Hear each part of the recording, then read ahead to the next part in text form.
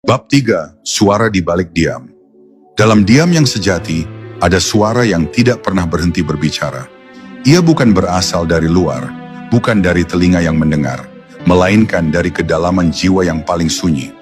Suara itu adalah panggilan yang lembut, halus seperti bisikan cinta, namun mengguncang seluruh kesadaran.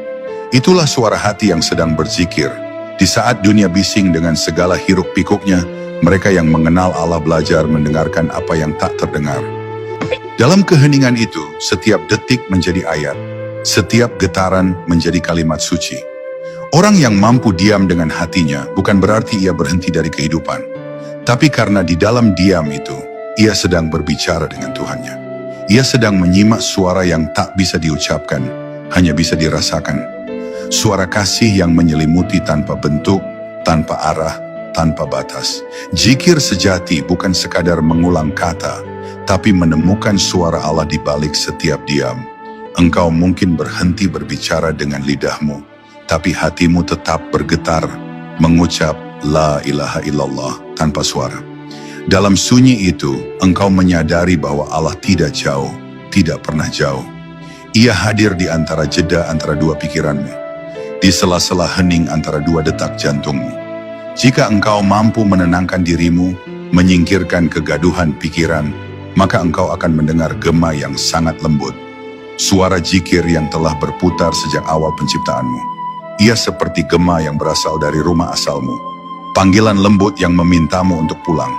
Ketika engkau mulai memahami bahasa diam, engkau akan melihat bahwa setiap makhluk pun berbicara dengan caranya sendiri. Angin berzikir dalam desiran, laut dalam gelombangnya, burung dalam nyanyiannya, bahkan batu dalam keheningannya. Mereka semua memuji Sang Pencipta tanpa suara. Maka, mengapa manusia yang dikaruniai kesadaran justru paling sering melupakan zikir? Karena terlalu banyak berbicara, terlalu banyak mendengar dunia, hingga kehilangan kemampuan untuk mendengar Tuhan. Padahal, yang paling lembut dari semuanya justru suara yang hanya bisa terdengar dalam keheningan jiwa. Disitulah engkau akan menemukan rahasia, bahwa diam bukan berarti kosong, melainkan penuh dengan kehadiran yang tidak terlukiskan. Ketika seorang hamba telah menyelami kedalaman zikir diam, ia tidak lagi mencari kata-kata untuk mengekspresikan imannya. Ia tidak perlu berteriak untuk membuktikan cintanya kepada Allah. Dalam diamnya, ia sudah berbicara. Dalam pandangannya, ia sudah memuji. Dalam hembusan napasnya, ia sudah menyebut namanya. Itulah keadaan yang disebut para arif billah sebagai zikir yang hidup. Zikir yang tidak lagi diucap, tapi menjadi denyut kehidupan itu sendiri. Ia seperti api yang tidak menyala di luar, tapi membakar lembut di dalam dada, menyalakan cahaya yang tak padam.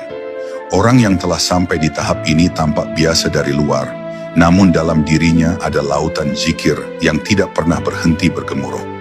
Dan ketika engkau akhirnya merasakan keindahan diam yang sejati, engkau akan tahu bahwa tidak ada pertemuan yang lebih indah daripada bertemu Allah di tengah keheningan hatimu sendiri. Suara zikir itu tidak perlu dicari di tempat suci, tidak perlu ditunggu di waktu tertentu, karena ia selalu ada di dalam dirimu, menunggu untuk didengarkan.